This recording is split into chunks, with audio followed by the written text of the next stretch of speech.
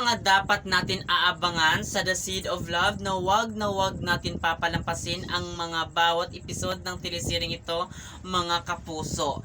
Sapagkat mapagbayaran talaga ni Alexa ang kanyang ginawa dito sa ating bida. Sinunog niya ang bahay ni Aileen, pinatay niya ang kapatid ni Lode, at talagang piniki niya ang katotohanan na anak pala talaga ni Aileen itong si Terry talaga, pero ninakaw niya ito mula kay Aileen para talaga ay hindi siya iwan babi. At pangatlo na kasamaan na ginawa ni Alexa ay pinatay niya itong si Peter para hindi talaga siya mabuking ng bida kung ano ang dapat malaman.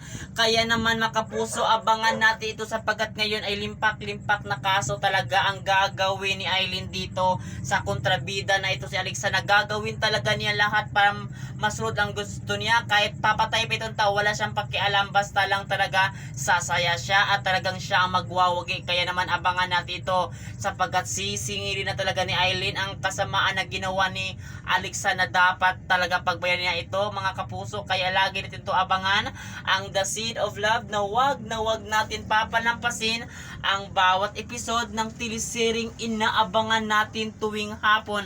At ito ang The Seed of Love. At yun lang mga kapuso.